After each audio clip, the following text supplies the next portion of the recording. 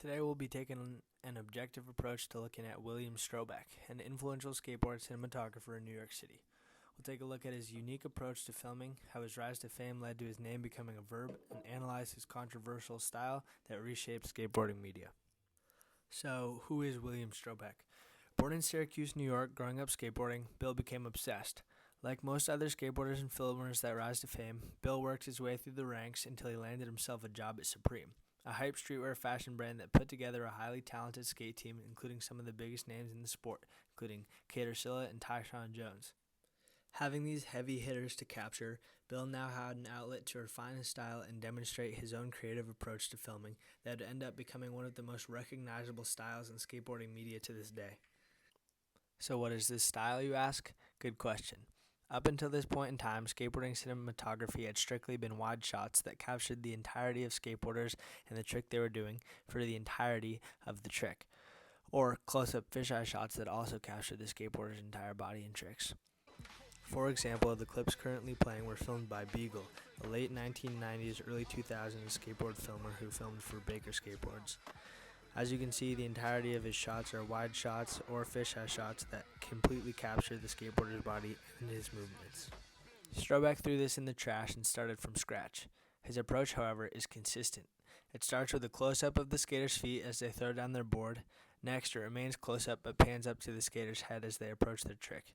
Then he pans back down to the feet just before they do their trick, and then at the last moment the camera zooms out to a wider shot to capture at least a majority of their body and trick for the short duration in which it happens, and then lastly zooms back into the skateboarder's head as they roll away in some type of glory or another, and frequently zooms back out to capture celebratory moments between friends. Don't believe me? Let's take a look. Got the close-up of the feet shot, then the pan upwards with the close-up on the head. The following clips come from a variety of Bill Strobeck's full-length films, including Stallion, Candyland, Headbanger, and Play Dead. Then we have the pan back down with the close-up on the feet.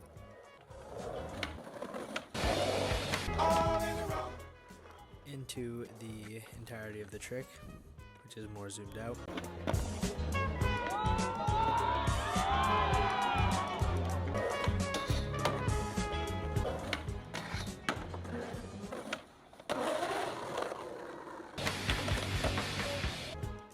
And then finally the roll away, which zooms back into the skateboarder. It's my thing. Like, it still is. Like, it's my shit when I'm like making it. I like work hard with the skaters. But the way I see things when I'm like editing and like picking music, and I've worked with the skaters on that stuff when it's like the bigger videos where they have their own parts. But like, I want to feel the video while I'm making it, and like I don't know, dream it out of me. You know, it's weird. I don't know how to explain it, but So how did this become so controversial? I have a few theories. First, skateboarders are resistant to change. Being able to see the entire skateboarder's body and board through the entire clip has been the industry standard.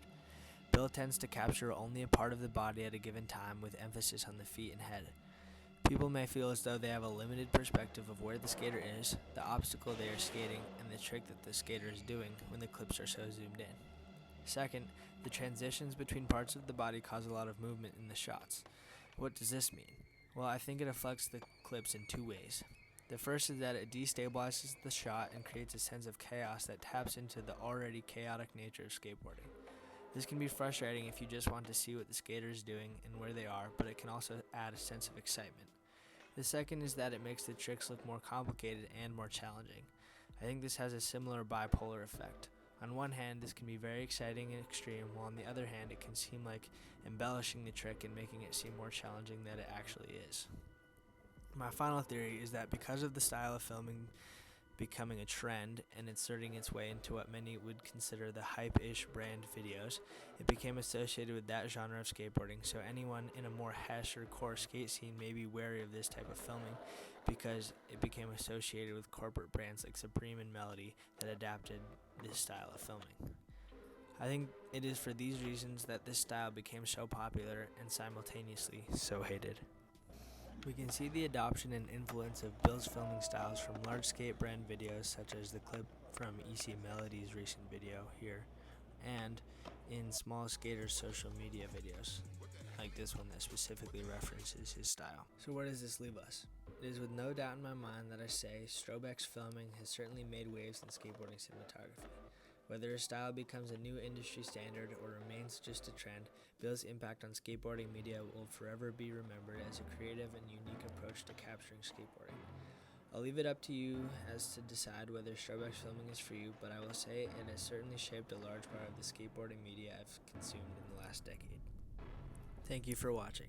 I hope today's video has shaped your perspective on the intricacies of skateboarding and how cinematography in this media field can be so influential.